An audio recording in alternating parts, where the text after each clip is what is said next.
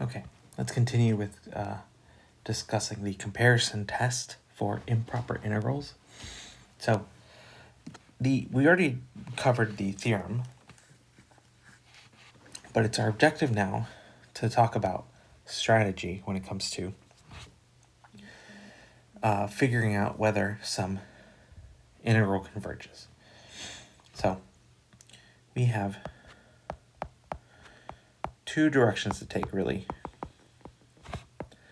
with some integral a to infinity of f of x dx, where maybe we don't know how to integrate this directly, so we couldn't figure out whether it converges or diverges directly, or it would just take too much work, and we'd rather use a more, we'd rather use other tools in our arsenal. So, in the first direction, if we suspect it converges, our objective is to find a function g, such that two things. G of x is greater than or equal to f of x for all x in the interval that we're actually looking at, right? Greater than a. And the integral from a to infinity of this g of x dx converges. So that really the idea is find some g that's larger than f, and we can find its integral, and it converges. If instead we suspect it diverges, find an h such that 1, you might expect we're looking at something else. So we're looking at an h of x that's smaller than f for all x in that interval, and 2, that integral diverges.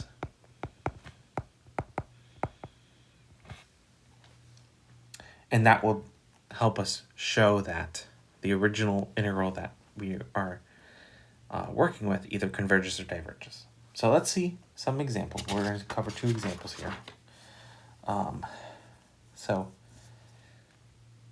the first one is kind of standard, and the second one is a little bit more complicated. So, example. Let's investigate the convergence or divergence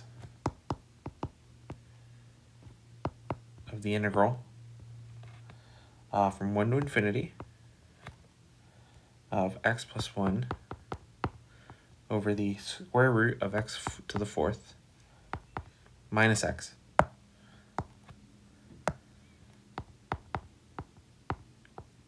dx. As you're working with these, some of them will be pretty exotic, and you might not immediately know how to find something that'll be strictly greater than this function or strictly smaller than. So feel free to use Desmos, use your graphing calculator to help you gain some intuition with this function. This one it's an algebraic function where the numerator has a power of x. The power on x, that's the largest power on x, is 1. And then the bottom, the square root of a polynomial that's x to the fourth leading term, that's going to behave something like x squared plus something rational. So we suspect that this is going to be something like x over x squared, which is 1 over x. But here we go. Let's actually work with some. So we suspect that this might diverge. So let's start with that. We suspect it diverges because I think it's going to be bigger than 1 over x. How do we actually work with this? So there's no hard and fast rules here, but we can make some clever deletions and adding things to the function itself. So we want to find some g of x that's less than or equal to x plus 1 over the square root of x to the fourth plus x for all x greater than 1. Okay. So first of all, what do we do? Well,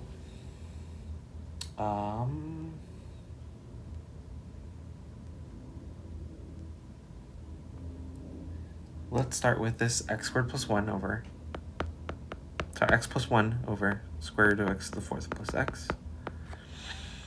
And we want this to be bigger than something, okay? So if we can add something or multiply by something, that might work. So for instance, let's start with just manipulating this a little bit. So I'm going to pull out an x squared from the bottom. It's going to be left with x squared plus 1 over x. And that's all in the denominator. Why am I doing this? This might be easier because if we pull out, no, that's not gonna, sorry, that's not a fourth. There we go. Okay, that's what was throwing me off. Okay, so that means we can pull out an x. So this is this expression.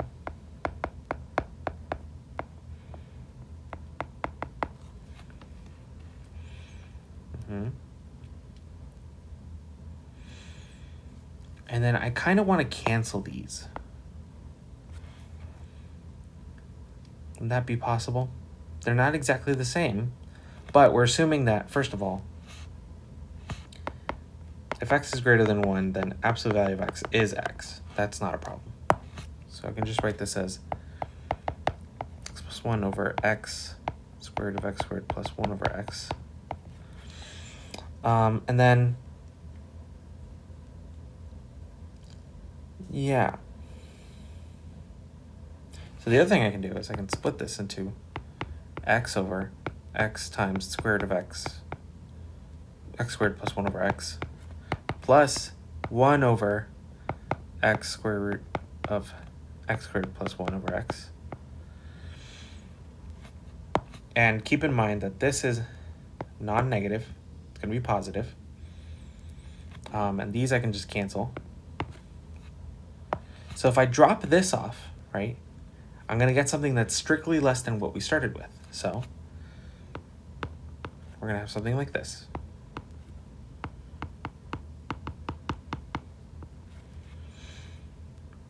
And this behaves very much like, well, I can also drop off something like this. Give me 1 over, and that is just going to be 1 over x. Okay, so my candidate function here is, we'll use g of x equals 1 over x. And this is great because we know that this is going to diverge. For the, completion of this procedure, we should actually compute the improper integral of this. So this is our improper integral that we're going to compute. And we just have to make sure that this is going to blow up to infinity. Okay, so we know this doesn't have any discontinuities in the interval, so this is a simple type 1 improper integral where we just replace infinity with t and then take the limit as t goes to infinity. The antiderivative is ln of x from 1 to t, which leaves you with limit as t goes to infinity of ln of t minus ln of 1, which is 0. And that's going to be the limit as t goes to infinity of ln of t, which is in fact infinite. This means since this improper integral diverges and g of x is less than or equal to f of x over the same interval, then by the comparison test,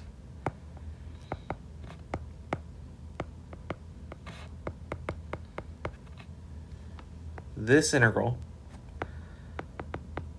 diverges as well.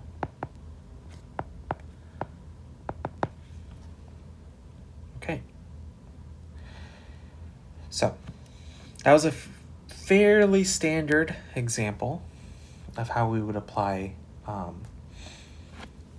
the comparison test. Let's do another one where it's going to be not as simple. So our example, we're going to investigate the convergence or divergence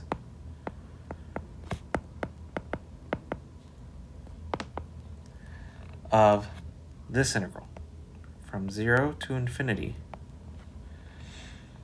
of x over x cubed plus 1 dx. Okay. So here's the thing.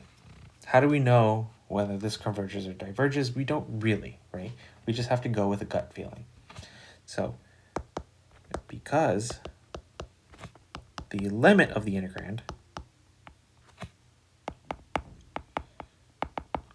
is 0, we do have reason to suspect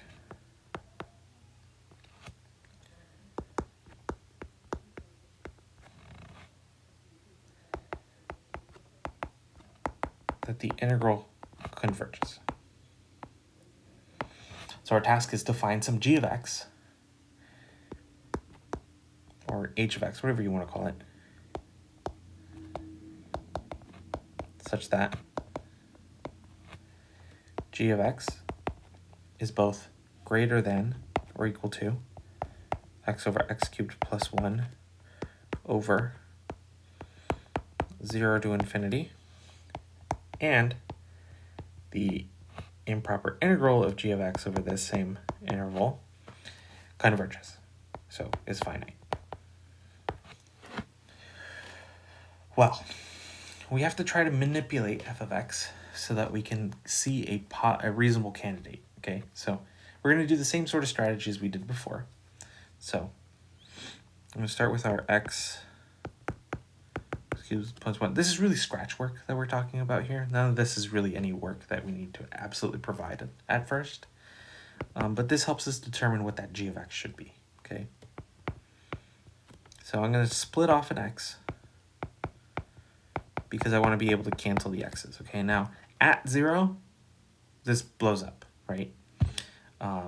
So we just have to assume x is greater than 0, okay? So let's make sure x is greater than 0. Then we get 1 over x squared plus 1 over x. And if we chop this buddy off, so we're going to delete this.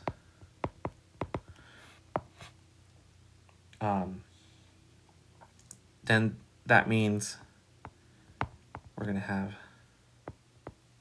so it's all strictly equality up until this point. But now we know that this is going to be less than or equal to 1 over x squared. So when x is greater than 0, g of x equals 1 over x squared is a good candidate. Except, here's the problem. So, and I learned this the hard way so that you can benefit and see how we have to adjust here. I'm going to show you. Well, I'm not going to show you, but I'm going to tell you, and you can, if you plug it into Desmos, you can see pretty clearly why this is true. But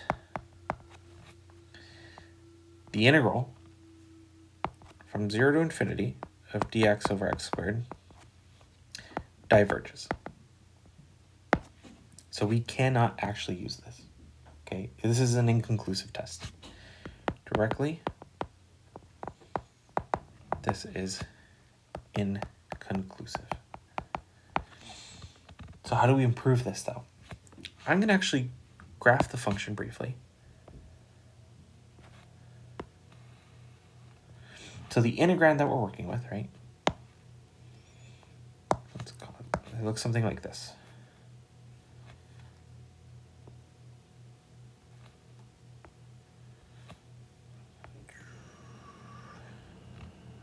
Something like that. Okay, so here's 1. Here's, no, actually, yeah, there's 1. And our function that we were looking at, 1 over x squared, it kind of drops off like this. Okay? So that part of the puzzle right there, that is actually, so 1 over x squared. If we were looking at just the integral from 1 to infinity, this would be great, because this converges actually. The problem is, past 1 on the left side, so going up to 0, this blows up 2, and so that part of the integral would be infinite.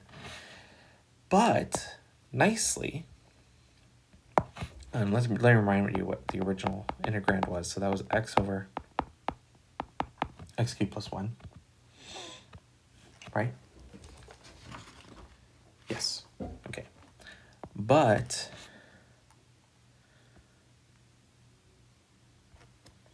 if I use x from 0 to 1, that's also going to be greater than f of x. So here's my new strategy.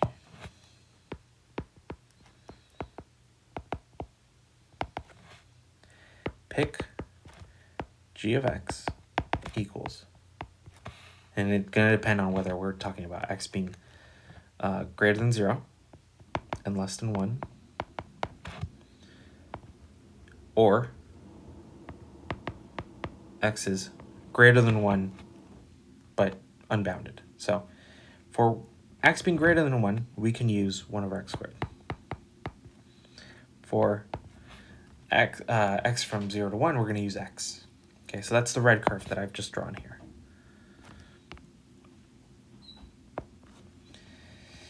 And so I claim that the integral from 0 to infinity of g of x dx is finite, so it converges. And we have already established that g of x is greater than f of x on that entire interval. So that would be what the thing that we need, okay? Here's how we do it. So we can split it up into 2. So the integral from 0 to 1 of x dx plus the integral from 1 to infinity of 1 dx over x squared. And that I'm going to show is a whole number plus, sorry, a finite number plus a finite number equals a finite number. Okay, so the first one, you know that's going to be x squared over 2, evaluated at 0 and 1, then plus the limit as t goes to infinity, the integral from 1 to t of dx over x squared. So the first integral, right, this piece right here, this is the second piece. So 1, 2. The first integral gives us just 1/2, okay? Great. Plus the limit as t approaches infinity of negative 1 over x from, not 0 to t, 1 to t. Okay, and now let me just go ahead and finish out that calculation, right? So equals 1/2 plus the limit as t approaches infinity of negative 1 over t plus 1,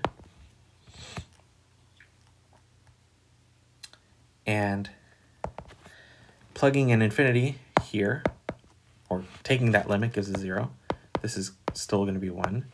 So we end up with 1/2 plus 0 plus 1 equals 3/2. So yes, the improper integral of g of x converges to 3/2, and g of x is greater than or equal to our f of x over 0 to infinity by the comparison test.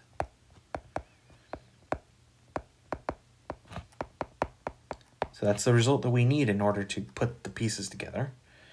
By the comparison test, the integral from 0 to infinity of x over x cubed plus 1 dx converges as well.